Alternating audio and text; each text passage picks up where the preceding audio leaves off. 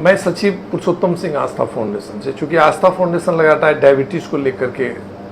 Campaign चलाती है walk for life के नाम से। हमारा उद्देश्य है कि हम डायबिटिक पेशेंट्स को की काउंसलिंग करें, उन्हें बताएं कि आप किस तरह से अपनी डायबिटीज़ को कंट्रोल करके रखें, क्योंकि डायबिटीज़ आज क्रोनिक हो गई, आपको पता ही है जिस तरह से हर घर में डायबिटिक पेशेंट मिल रहे हैं। लेकिन एक डायबिटीज़ पेशेंट्स के साथ एक मिथ्या है जो आजकल मुझे देखने मिल रहा है, चूँकि हर जगह मैं कैंप करता हूँ, लोगों से मिलता हूँ, तो लोगों जो बातचीत होती है उस क्रम में मुझे बहुत सारे बातें निकल के रहती है। मिथ्या क्या है कि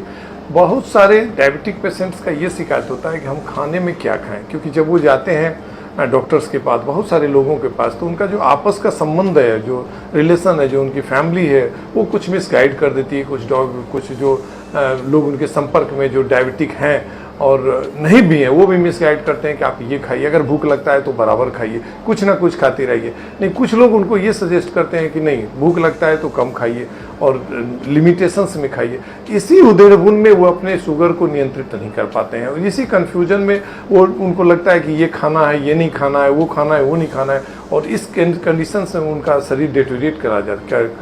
होता चला जाता है। तो मैं आज मैम रूपाली मैम से जानकारी जान चाहूँगा कि मैम आखिर ये है क्या, खाने पीने को लेके जो कन्फ्यूजन्स लोगों में है और इसका इम्पैक्ट बहुत पड़ता है डायबिटिक पेशेंट पे, क्योंकि बहुत सारी चीज़ें जो इग्नोर करते हैं, वो ये खाएंगे तो ये शुगर बढ़ जाएगा, ये नहीं खाना चाहिए, हो सकता है कि उसका भी इम्पैक्ट शरीर पर उनको मिले, कि उनका विटामिन मिले। तो खाने पीने के लेकर जो मिथ्या है लोगों में, इसको थोड़ा सा दूर करना है मैम। तो इसमें आप थोड़ी मदद करें फाउंडेशन का, जिससे हम उसको लोगों के बीच में इस मैसेज को पहुँचा पाएँ कि आप खाना हो तो कैसे खाना है, कौन सा चीज़ खाना है जो आपके लिए अच्छा हो। ये मिथ्या लोगों को दूर करना बहुत ज़रूरी है, खासकर डायबिटिक पेशेंट्स को। तो आप मुझे बताइए इसके बारे में, जिससे हम क्लियर हो पाएँ, डायबिटिक पेशेंट्स को बता पाएँ। डायबिटिक पेशेंट के लिए शुगर कंट्रोल करना बहुत इंपॉर्टेंट होता है, और अगर ये फ्लक्चुएशन होता है, जैसे बहुत ज़्यादा शुगर बढ़ जाना, कभी बहुत लो हो जाना, तो ये इनके वाइटल ऑर्गन्स के लिए अच्छा नहीं होता है।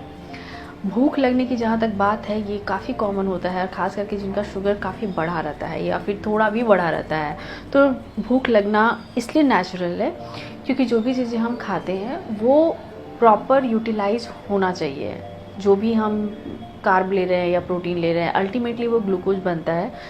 जिसे सेल्स जो है वो अपटेक करता है, यूटिलाइज करता है एनर्जी के लिए, जो कि नहीं हो पाता है। इस वजह से शुगर बढ़ा रहता है और उन्हें बार बार भूख लगती है। ऐसे कंडीशन में शुगर डायबिटिक पेशेंट अगर कुछ भी खा लेते हैं, जैसे भूख बहुत तेज़ी से लगी तो क्या खाएं, किस समय मेरे पास क्या अवेलेबल है, ये नहीं समझ आता, फिर ये सिलसिला चलता रहता है कि आपको भूख लगती है, आपका शुगर बढ़ा हुआ है, फिर आप कुछ भी खा ले रहे हैं। इसके लिए बहुत ज़्यादा इम्पॉर्टेंट है कि आपकी जो रिक्वायरमेंट है कार्बोहाइड्रेट की, वो आप बांट कर लें। जैसे ये तो सबसे पहले समझना है कि कितना चाहिए मुझे, और जितना चाहिए, मान लीजिए 200 या 150 ऐसा करके कार्ब लेना है, तो उसे आप बांटिए अलग अलग मील में। जैसे कि सुबह का ब्रेकफास्ट हो गया, लंच है, डिनर है और 2 स्नैक्स है, 5 टाइम, तो वहाँ पे आपको बांट के खाना है। एक बार में 6 रोटी खा रहे हैं, दाल भी खा रहे हैं, सब्जी भी खा रहे हैं, तो ये ओवर ईटिंग नहीं होनी चाहिए। आपको भूख लगेगी, फिर भी आपको ये समझना है कि एक बार में मुझे इतना ही खाना है, जो एक्स्ट्रा होगा फिर शुगर बढ़ेगा, या तो फिर वो डिपॉजिट होगा, कोलेस्ट्रॉल बढ़ेगा, ट्राइग्लिसराइड बढ़ सकता है। तो आपको एक टाइम में आप कम खाना है। दूसरी बात कि आपका जो एक होता है ना कि हम किस तरह से किस चीज़ को मिलाकर खा रहे हैं, खाने का कॉम्बिनेशन सही होना बहुत ज़रूरी है। जैसे रोटी सब्जी, चावल दही, या फिर चावल सब्जी, ये कॉम्बिनेशन ठीक नहीं होता है डायबिटिक के लिए, कि हम सिर्फ एक साथ बहुत सारा फ्रूट्स खा लें, चावल का क्वांटिटी ज़्यादा ले, ये कॉम्बिनेशन सही होना बहुत ज़रूरी है। एक मील में आपका प्रोटीन भी होना चाहिए, कार्ब भी होना चाहिए, हेल्दी फैट भी होना चाहिए, और जो कार्ब है वो ज़्यादातर कॉम्प्लेक्स फॉर्म में, जैसे फाइबर जिसमें हो, सैलेड वगैरह ज़्यादा हम लेंगे, तो ये है ना कि शुगर आपका फ्लक्चुएट नहीं करेगा, स्टेबल रहेगा, और क्योंकि धीरे धीरे पचेगा तो वो शुगर भी धीरे धीरे रिलीज़ होगा, ये बहुत अच्छा रहता है। तो क्या करना चाहिए कि हम कॉम्बिनेशन कैसे ठीक रखें। दाल जो है वो कार्ब का अच्छा खासा कार्ब है उसमें भी, तो आपको दाल तो प्रोटीन का सोर्स है, बहुत अच्छा है, बट उसको और अच्छा बनाने के लिए हम किसी भी तरह का लीफी वेजिटेबल्स डालकर बना सकते हैं। चावल या रोटी दोनों ही कार्ब का सोर्स है, दोनों से ही शुगर बढ़ता है। ये जो सोचते हैं कि चावल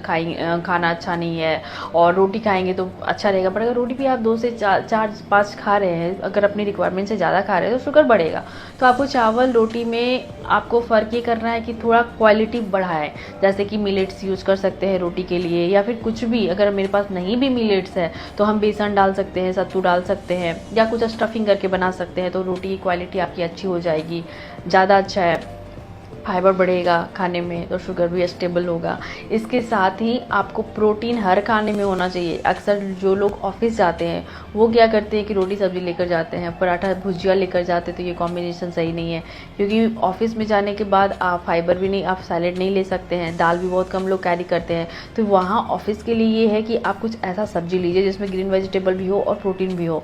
जैसे आप सोयाबीन ले सकते हैं, आप कुछ साग वाला चीज़ जैसे दाल में पालक गाढ़ा बनाकर ले सकते हैं, चना करी बना सकते हैं, आप राजमा ले सकते हैं, छोले ले सकते हैं, आपको प्रोटीन भी मिलेगा। और फिर कुछ भुजिया वगैरह जो भी है कम तेल में बना हुआ, सैलो फ्राई किया हुआ, वो आप ग्रीन वेजिटेबल का ले सकते हैं। अगर आप घी पसंद करते हैं तो घी लेना अच्छा होता है लंच के टाइम में, तो वो ग्लाइसेमिक लोड को कम करता है, ग्लाइसेमिक इंडेक्स को कम करता है पूरे मील का, तो थोड़ा सा घी भी यूज़ करें, वो अच्छा है। इसके अलावा जो बीच बीच में खाने की क्राइविंग्स होती है कि कुछ खाने का मन कर रहा है, कुछ पीने का मन कर रहा है, तो ठीक है, बहुत सारी चीज़ तो आपके पास अवेलेबल नहीं है, लेकिन ठीक है, आप छाछ ले सकते हैं, सत्तू ले सकते हैं, आप किसी भी तरह का वेजिटेबल सूप, बहुत तरह का सूप बना सकते हैं। शाम के लिए स्प्राउट बहुत अच्छा ऑप्शन है, आप स्टीम करके स्प्राउट ले सकते हैं, भूजा के साथ मिला के ले सकते हैं, छोले फुला करके आप उसका सैलेड या फिर आप उसका चाट भी बना सकते हैं। तो ये जो है ना, आपको अपने खाने को बांटना है, आपको ओवर ईटिंग से बचना है, हर 3 घंटे पे खाना खाना है, 3 से 4 घंटे पे, वो है। अब रही बात इंटरमिटेंट फास्ट की, कि बहुत लोग अभी ये प्रेफर करते हैं कि सुबह और शाम में 2 बार खाना खाओ डायबिटीज के लिए। ठीक है, बहुत अच्छा है, इंटरमिटेंट फास्ट बहुत अच्छा है, लेकिन ये इंडिविजुअल, जैसे हम कहते हैं ना कि डाइट इंडिविजुअल होता है, वैसे ही इंटरमिटेंट फास्ट आपके रूटीन में के लिए सूटेबल है कि नहीं, आपके लिए अच्छा है कि लाइक अगर आपको एसिडिटी का प्रॉब्लम है तो हम नहीं रेकमेंड करेंगे आपको, क्योंकि अगर आप ब्रेकफास्ट स्किप करते हैं तो ये कहीं से भी आपकी हेल्थ के लिए अच्छा नहीं है। तो इंटरमिटेंट फास्ट आपको करना है या नहीं करना है, या फिर ये 5 हेल्दी मील प्लान फॉलो करना है, ये आपके इंडिविजुअल रिक्वायरमेंट पे या फिर आपका क्या लाइफस्टाइल है इस पर डिपेंड करता है। तो सबसे इम्पॉर्टेंट है कि हम हेल्दी खाना खाएं, और आप डायबिटिक पेशेंट हैं तो आपको खुद ही धीरे धीरे रियलाइज़ होने लगता है कि क्या खाना कैसे हम खा रहे हैं, तो क्या मेरे लिए सूट कर रहा है। दूसरी बात, आप वॉक करें, जितना ज़्यादा वॉक कर सकते हैं तो आपका शुगर ऐसे भी नॉर्मल रहने लगेगा। कुछ भी फिजिकल एक्टिविटी कर सकते हैं, वो बहुत इंपॉर्टेंट है। तो खाने का कॉम्बिनेशन अच्छा रखें, हर खाने में सैलेड इंक्लूड करें, प्रोटीन इंक्लूड करें, कार्ब को कंट्रोल करें, कार्बोहाइड्रेट काउंटिंग क्या होता है वो समझने की कोशिश करें, और जितना ज़्यादा हो सके तो अनहेल्दी चीज़ें, जो भी कार्बोहाइड्रेट ड्रिंक है, जो भी बेवरेजेस मार्केट में अवेलेबल है, जो ऐसा लगता है कि हम तो इसको पी रहे हैं, खा नहीं रहे हैं, बट वो पीने वाली चीज़ों में कार्ब बहुत ज़्यादा होता है, शुगर बहुत ज़्यादा होता है, उससे आपका शुगर बढ़ सकता है।